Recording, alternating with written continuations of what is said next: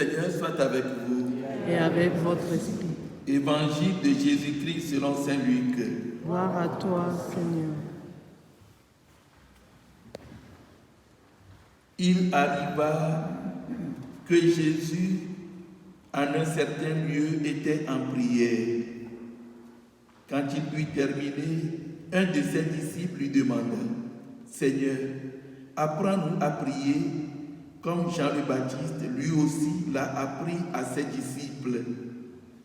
Il leur répondit: quand vous priez, dites: Père, que ton nom soit sanctifié, que ton règne vienne. Donne-nous le pain dont nous avons besoin pour chaque jour. Pardonne nos péchés, car nous-mêmes, nous pardonnons aussi à tous ceux qui ont des torts envers nous. Et ne nous laisse pas entrer en tentation. Jésus leur dit encore: imaginez que l'un de vous ait un ami et aille le trouver au milieu de la nuit pour lui demander: mon ami, prête-moi 3 pains, car un de mes amis est arrivé de voyage chez moi et je n'ai rien à lui offrir. Et si de l'intérieur l'autre lui répond: ne viens pas m'importuner, la porte est déjà fermée, mes enfants et moi, nous sommes couchés. Je ne puis pas me lever pour te donner quelque chose. Eh bien, je vous le dis, même s'il ne se lève pas pour donner par amitié, il se lèvera à cause du sans-gêne de cet ami et lui donnera tout ce qu'il lui faut. Moi, je vous dis, demandez, on vous donnera. Cherchez, vous trouverez. Frappez, on vous ouvrira. En effet, quiconque demande reçoit. Qui cherche trouve. À qui frappe, on ouvrira. Quel père parmi vous, quand son fils lui demande un poisson, lui donnera un serpent au lieu du poisson?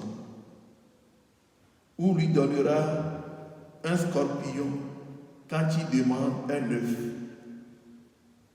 Si donc, vous qui êtes mauvais, vous savez donner de bonnes choses à vos enfants, combien plus le Père du ciel donnera-t-il l'Esprit Saint à ceux qui le lui demandent? Acclamons la parole de Dieu. Louange à toi, Seigneur Jésus.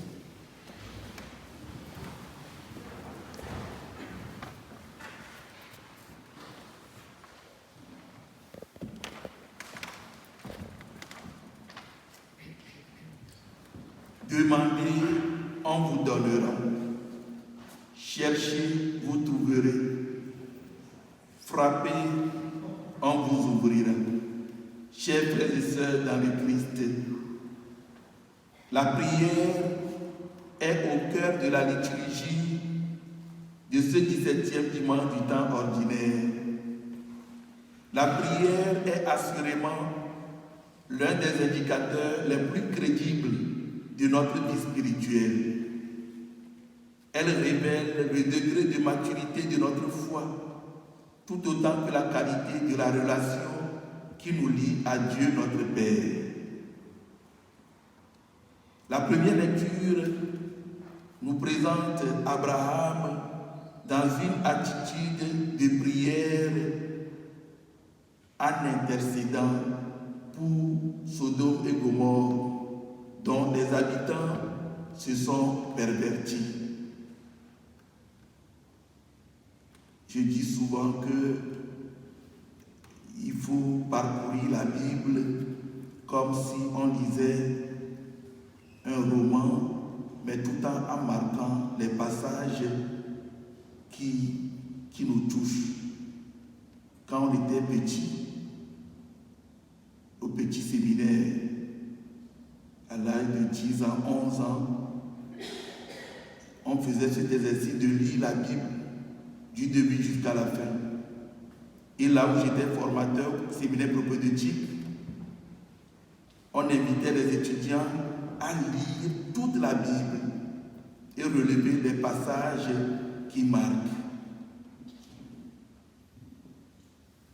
L'histoire de Sodome et Gomorrhe fut l'une de ces histoires qui nous ont beaucoup marqués.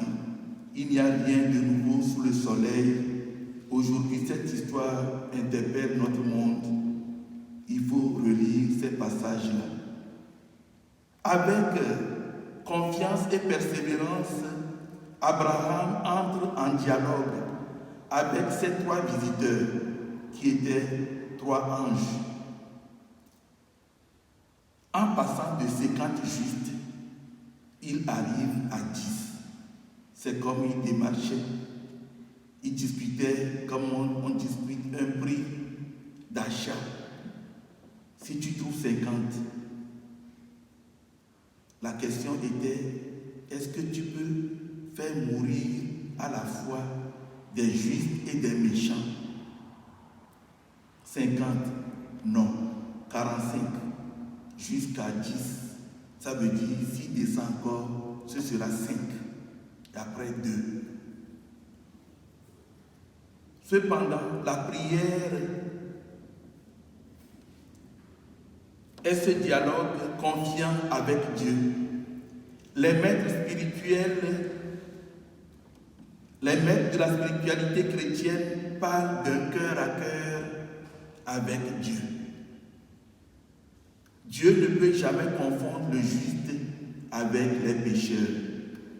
C'est pourquoi, sur la demande d'Abraham, Dieu va sauver Lot avec sa famille, le seul juste qui habitait la région de Sodome et Gomorrhe.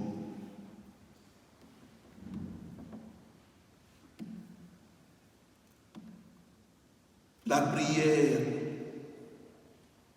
la vie de prière connaît beaucoup d'obstacles.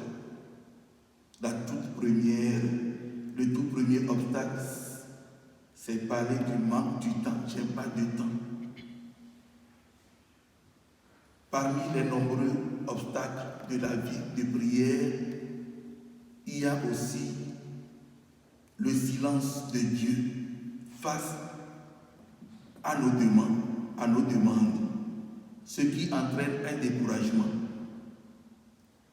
Nous pensons parfois que la prière consiste essentiellement à imposer notre volonté à Dieu, à lui faire changer d'avis ou à obtenir à tout prix ce que nous voulons. Mais c'est une erreur de notre part, car prier, c'est tout d'abord exprimer son amour à Dieu. Aussi paradoxal que cela puisse paraître, le premier objectif de la prière n'est pas la satisfaction des besoins de l'homme, mais la gloire de Dieu. Voilà pourquoi dans la prière du Notre Père, les trois premières invocations concernent Dieu, son nom, son règne et sa volonté. Ce n'est que dans un deuxième temps que le regard se tourne vers l'homme.